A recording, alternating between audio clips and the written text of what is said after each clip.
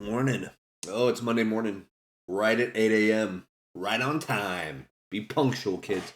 Um, this week's video, we're going to talk about an age old question that is old as time. And I kind of do mean that because not just for digital artists, but artists in general.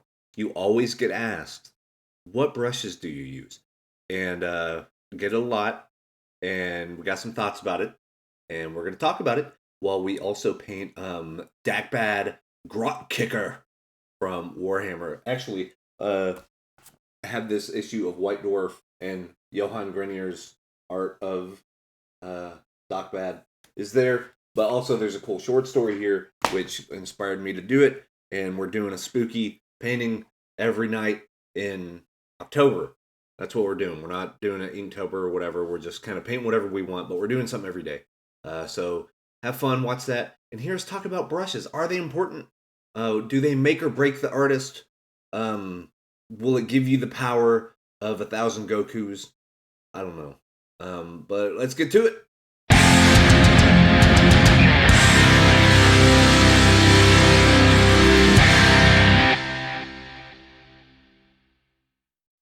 All right. Let's get started. So I have my coffee here. It's like 8:02 Monday morning. Yeah, be punctual, man. That's what it's about.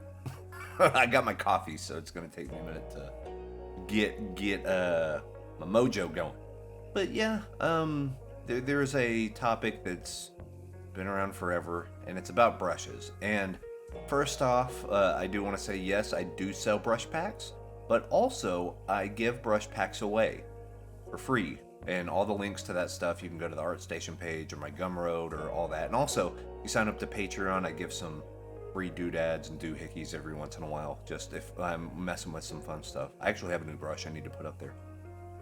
But yeah, for $1 a month, you can support me and all that stuff, and get behind the scenes videos and tutorials, and we look at some Discord and Patreon people's art and do paint overs and all that fun stuff. But anyway, I'm going off on a tangent. But the whole idea of me selling brushes, but also giving brushes away, is kind of exactly my thoughts on brushes. Um, do they make or break an artist? I don't know. Does a good blender or mixer make or break a baker? You know what I mean? Like, is a good pizza cutter the make or break for a pizza? I mean, cause the way I see it, and the whole too long didn't read version of this is brushes are tools. I mean, they're just gonna help you get to your goal faster. Are they gonna help you make the best paintings possible? I mean, maybe, but it all depends on how you work. And I think instead of like getting a brush pack from your favorite painter, like go ahead and do it because it's cool. It's like getting a signature guitar or something. Or like a cool sponsored, like if you're into skateboarding or something, getting a cool like awesome expensive but named brand like Tony Hawk Birdhouse board or so, you know what I mean? Like it gives you something really cool to look at, and you're like, oh man, this is the same type of deal that one of my heroes uses or whatever. That's a cool feeling, and like I'm as guilty as charged. I've probably dropped a few $100 over the past 2 years on brushes, and that's no exaggeration on Gumroad and all that stuff. Like I like buying brushes because they're the most affordable type of product that you can do to support an artist that you're a fan of, and also kind of get an insight on how they work. Your best combo is get brushes from somebody who also has like time lapse videos, and not to like toot my own horn or anything, but I think it is important because not only do you need the brushes, you need to see how they're used by the person that you like. You know what I mean? Uh, will I hear both sides of the coin, especially on the pro side of things. Well, actually, less on the pro side of things, more on the kind of up and comer amateur stuff. Some people will argue that brushes don't matter. No, you can do everything with a hard round brush. Any texture brush or any sort of like special effects brush is cheating. And like if you were a true artist, you would be able to hand whittle it out of thoughts and tears and, whatever. I don't necessarily buy that. I do buy the fact that you can make everything with a hard round. You totally could. It's the same thing. You can do some of the best sketches on the planet with a mechanical pencil. Like, you don't need certain graphite. You don't need, but it helps. If you have a certain goal that you're going after, if you're wanting to do oil painting with cool texture and stuff, a hard round brush is going to be a pain in the ass because it doesn't give you that grit. It doesn't give you the teeth on the canvas. And, like, it doesn't, you know what I mean? Like, it doesn't feel right. Or it's like if you're doing a traditional painting and you want to do a really good portrait and all you have is a fan brush. Good luck. Like, you can do it. I don't recommend it. Like, I don't. Go get yourself some nice filberts and a few rounds and maybe a flat here or there. But, like, no, I don't buy the fact that brushes don't matter. I think they do.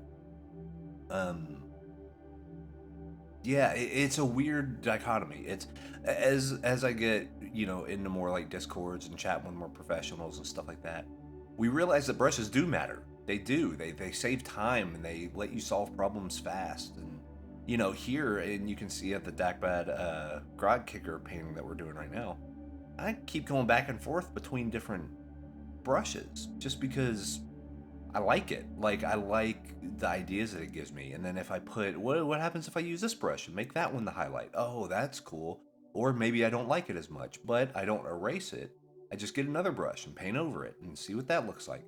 So I'm a big fan of layering and kind of just putting paint on top of paint and seeing what happens. I think that's really cool. Lately, I've been working more in black and white, not just because of values.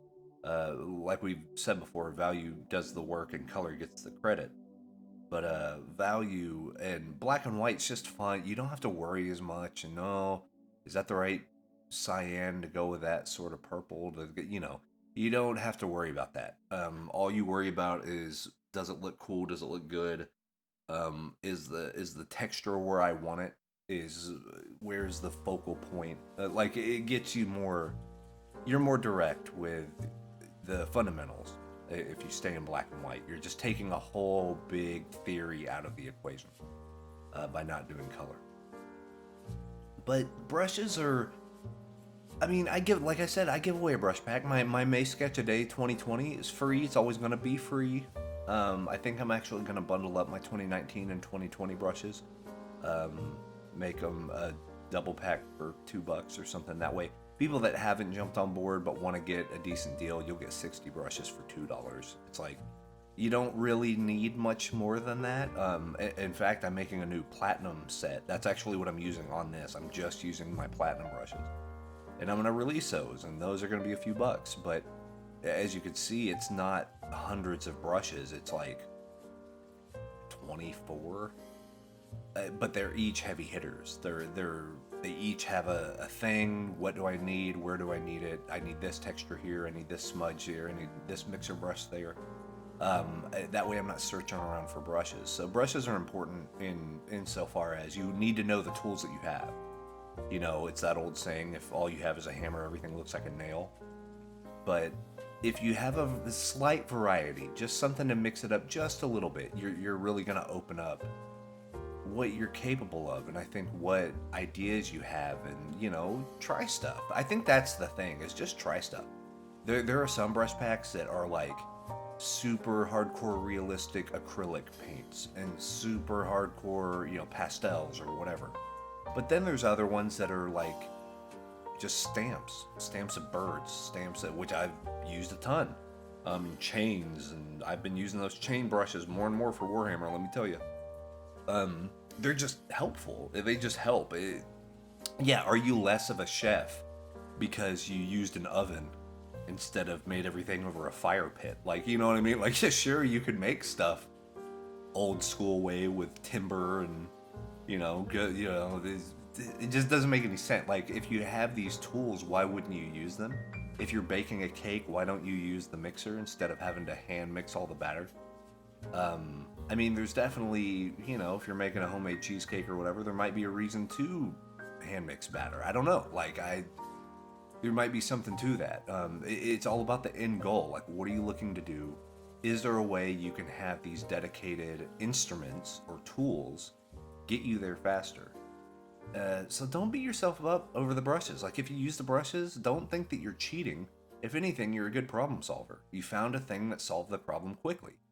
You know what I mean? Like, it still is going to take the talent. It still takes, to know when to use the airbrush or when to smudge out the hard edge or when to, like, that's just as much of art as what color paint or what, you know what I mean? Or what, oil or acrylic or digital or choosing the platform. It's all decision making.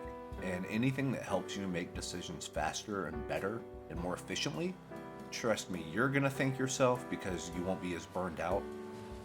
Your clients will thank you because you're faster. You could just get to what you need to get to in a better state. And so yeah, there is something to brushes. Don't believe all the hype that brushes don't matter. They do. They help. They're fun.